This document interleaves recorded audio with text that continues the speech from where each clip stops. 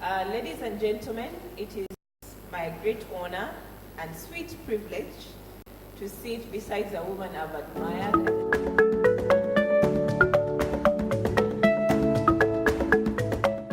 Honorable Gai Sempala. My first question is, how do you want Ugandans to remember you? What do you want your profile to be in front of Ugandans? I want Ugandans just to look at me as an ordinary person. Do little changes to change people's lives. Because many times people want to magnify the service they are rendering. Being a politician and a member of parliament is like any other work that anyone would do. As a nurse, actually sometimes nurses do more noble work than we do. So I would want to look at the public to look at me as just this woman who had the opportunity to serve and served. Where does this come from? This spirit of gender and human rights activist, environmentalist, Pan-Africanist, politician, community work? What I believe is that Where's the passion in that? I always counsel myself that if I lose the passion to change people's lives, I have no business being a leader. And it's unfortunate that some people lose the passion internally, but continue physically to lead others. So that's what drives me. I always guard against maintaining the status quo. I always guard against saying, okay, those things have failed, no one can change them. And I think that inspires me to wake up every day. Because when you see people like communities, especially in Kampala, most people think that people in Kampala are rich. The poor in Kampala are really poor. And that drives me when I wake up. You look at someone who has told you that I have no rent, but on top of not having the rent, they don't have even the food. And their children have stayed home that term. And those are people in Kampala. But I think there is a shield or roads that shield those people and tall buildings. When people look at Kampala, they look at the cars. They look at the beautiful houses. But behind this facade, the majority, over 60% of people in Kampala, live below the poverty line. And for me, that inspires me to say, let me look at what others don't see. Yes. Tell us about your passion in social work. I think it is changing. What are you focused on? I'm focused on changing lives in small ways. When you look at people, the way they look at their members of parliament, they want members of parliament to shake heavens for them. But we are small, we are human beings who should have significant tangibles in our communities. As we are imploring government to do more and do what they're supposed to do, in our own small communities, constituencies, when I look at women who say we can't earn a living, how do I encourage them? That's why I focus on skills training. I've trained over 35,000 women and youth in Kampala in candle making, because I realized we don't have gardens in Kampala. Now, Nabira, we've seen you in the broadcast media, print media, in so many tough situations. I remember one of it was the Buganda riots. Another one was some traders in a window market. What has kept you going despite those challenges? It's not many women would stop. I think many women, when they would think about the labor situation, would not want to go and give birth. But what inspires women to go back there is because when you go through a struggle, the end result, what you aim to achieve, is much more important. The goal is much more important than the process. Why do you always identify yourself to these causes? Because that's the reason why I stand up to be a leader. There is no other reason. Because if I think it is the easy leadership platform I require, then the third world country is not it. If you think you want to be a beneficiary of the perks of being a member of parliament, of being a councillor, then don't go for it. Because the third world, you'll serve very marginalized people. People will come to you telling you, we've lost somebody. And in your own way, if you want to be comfortable, you would maybe ask such a person what concern it is of yours if they've lost. But eventually it is your concern. Yes, it is. It's not written in the law. It's not in the constitution that a member of parliament will be there when people die. A member of parliament will be there when people are in hospital. No, it's not written. But behind the scenes, that's what you do. You go through Yes. to identify yourself to the causes Yes. of common people. What are some of your personal values that others can learn from you? I can never, ever shield the truth, even if it touches my own. And that's why sometimes I'm controversial. Because some people have selective truth-telling.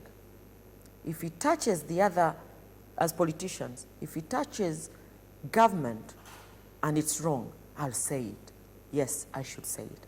But even if it touches my party, and I realize something internally is not going well, I'll speak about it. And I think if we appreciated that wrong is wrong, it doesn't matter who's done it, then we'd make this a better place. And that, for me, is my value. If it touches my community, I'll always go to communities like I go to the community LC1 meetings. Most politicians will never antagonize their voters by telling them the truth.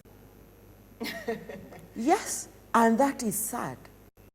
Because if I can't pass on my values to the people I lead, then what impact and what legacy do I have? Honorable Nabira, speak about how your experience in marriage has been.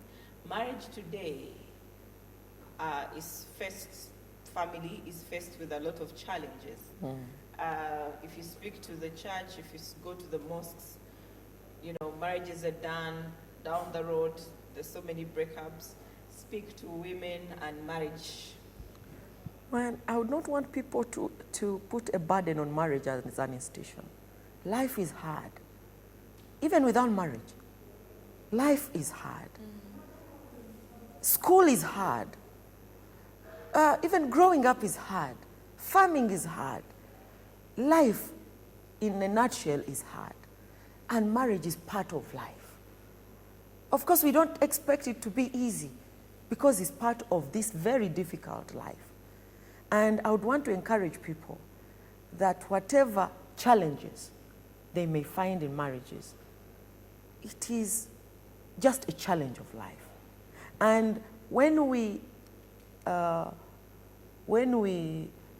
map out marriage as an institution to focus on, then we are also burdening it further.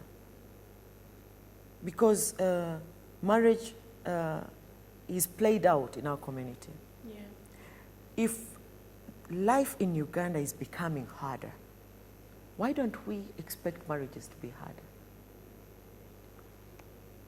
Income is tougher, poverty levels.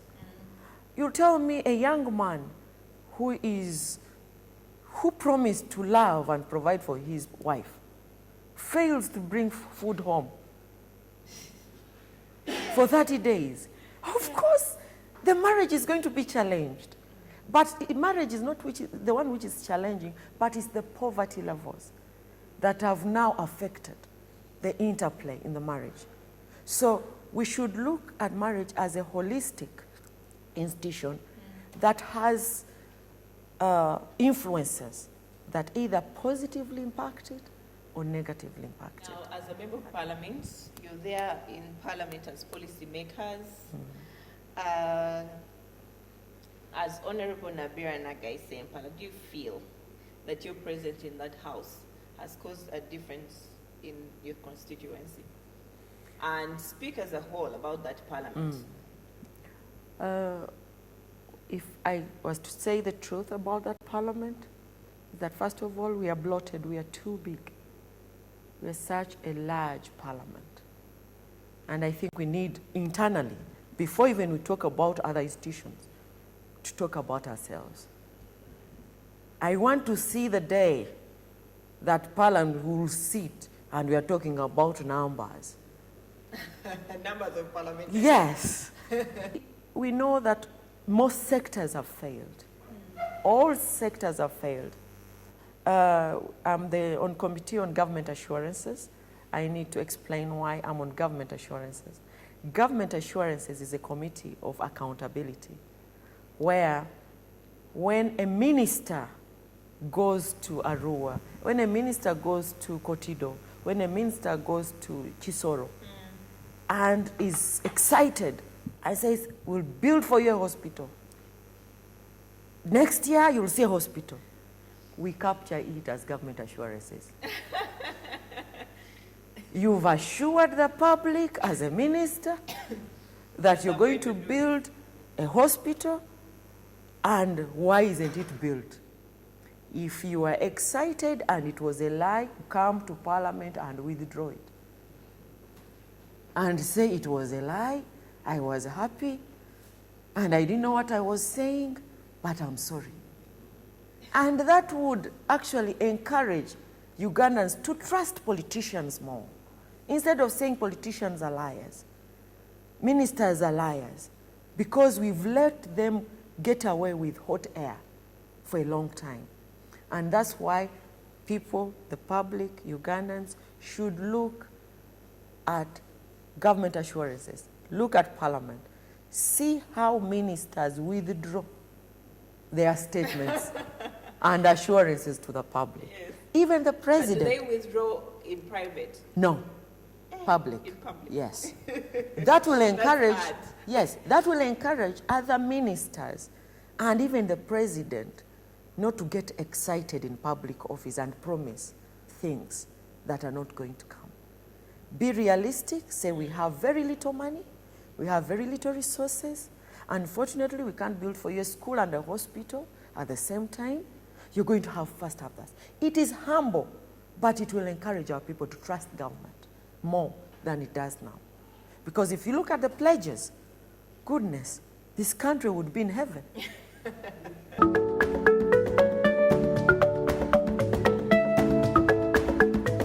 What has life taught you? Life lessons. If you ask me, I'll tell you, give and you shall receive. What has life taught you? Life has taught me just to be a human being, not to be God. And I don't expect miracles out of people. I just expect them. So you never get disappointed so much? I don't gear up to expect that they will do perfect things. That's very nice. Yes. I'll learn that from you. Yes, because if you do that, then you have set standards for yourself and you think other people should fit in those standards. And unfortunately, they never. So you must be having really sweet, positive relationships. Yes. What you do is you know that, well, you'll be disappointed by a friend, your sister will disappoint you, your husband will disappoint you, but they are just human beings. But if, you know, the people who pass through life very angry, it's because they say, how could they do that? But you hold them accountable once they fail you. You're not God. So you don't?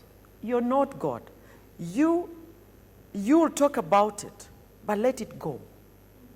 Don't cling on it. And I think that helps you to wake up every day, and then you look at somebody who really decampaigned you and had no reason to do it.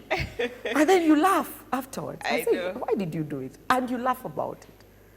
Because if you cling and say, now I have that enemy, and you can draw a list of 1 million people. So you keep a clean sheet. Today something bad happens. That means you have a spirit of forgiving. Yes. Something happens today, get an eraser. Tomorrow come up with a clean slate. It's really And that's why nice. people, when they're sometimes are misjudged as an opposition, because most people don't think I'm bitter. But Nabila, how come, I don't think you're bitter enough to be in opposition. I say, no, unfortunately, I just talk about the issues. I'm not bitter with people, but I am passionate about what they should be doing. And I focus on what people profess to do, not who they are. Yes. What is your greatest asset as a politician, you think? Are you a great mobilizer? Are you a listener? I can see you have a tolerant spirit. So you can easily draw in multitudes of people. What is your greatest asset according to you? Someone always laughs. If I was to choose, and those are the projects, most people belittle it. You'll always see me running when a child has a problem. Somehow, most politicians don't think that is powerful enough to be involved with children. It's sad. Most politicians think you should be talking about land, oil. No one wants to be talking about the little things, the children, because they think, but I want to ask anyone, if anyone wakes up, why do they go to work? Because of their children. So if leaders don't find that a very topical. Actually, children, I think, to me, are the greatest promise of this country, Yes. of the world. Yes. And for me, I look at it as I always laugh at myself and say, well, I'm always involved with the little things. And those are the children and why. And I think for me, it's okay.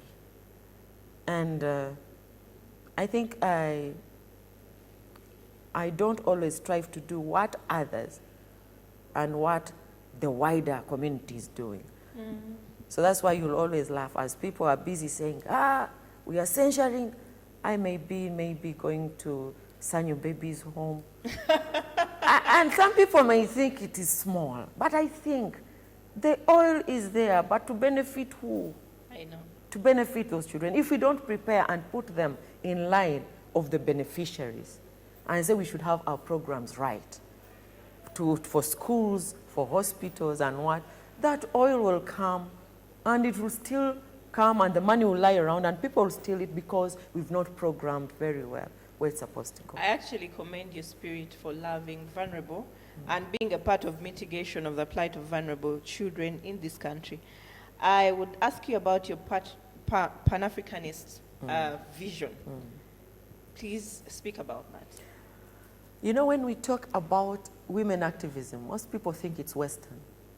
It's never. And I look at it from the African perspective. I always tell people, especially when they ask me, you're Muslim and African culture, Muslims, there's polygamy. How do you look at it? I always tell people. I was going to ask you the same thing. Please do not preempt me, but you can go ahead and answer. So I will always tell people the African spirit around marriage and homes is not exploitation. The African spirit around polygamy was positive. But now the negativity has entered into it. And that's why you see it failing. Because previously, a man would not exploit his first wife's labor to provide for the second. Never. In African culture, a man would have a field for his first wife, and the wife would dig and provide for her children. When he would get a second wife, he would get a fresh field for that woman to work for her children. But it becomes challenged, and I think it is a disservice to the African heritage of family, where someone exploits the labor of one to appease another. And that's why when I say people have failed, and I also advise men. Even, we have this story in Buganda of Njabala. Men would never get involved with lazy women who think they are going to get easy, free things. Free things, yeah. And for me, I think that's what is hurting African women. I have worked with you, And that's why when you find young men, they say, but why are girls not interested in getting young men? You say, because they fear you'll exploit their years with you. Oh, okay. It is not about that they don't want the young men. There is no young girl who would be interested in a 70-year-old man, ordinarily. But because now they are protecting themselves from exploitation, that's why you see there is a perversion everywhere in this country. And that's why I say the Pan-African spirit has never been exploitative. And when we bring it in, we pervert everything African. And before I give this to an interactive audience, speak to women and Muslim women as a Muslim woman. First of all, I want to speak to women in Uganda. Like I say, there is no more brave spirit than the African woman spirit. African women are strong. They've been strong, they are strong, they'll get stronger. And now lastly, I'd like you to give the youth of the country that constitute the highest population for Uganda today some kind of direction. Because, I mean, they're also the true voice of Uganda. I want the youth to believe in themselves. I want the youth not to deprive themselves of their big exploitation, and that's themselves. If you are a young woman, and you feel sorry for yourself, not to do any job, you are cheating yourself. No one is cheating. You're cheating yourself. If an old woman can go to a market and sit and sell, an old woman, how about you, who is 20? If you think going to a market to do that job and sit in that stall is too cheap for you, wait after 20 years when you don't do anything. That's when you know what you do to yourself. Yeah, that's right. Wait to pass you by without doing anything. Then look back those years and you yourself. You say, why did I cheat myself? You mean I had all that time? You mean I could have done something in those 5 years?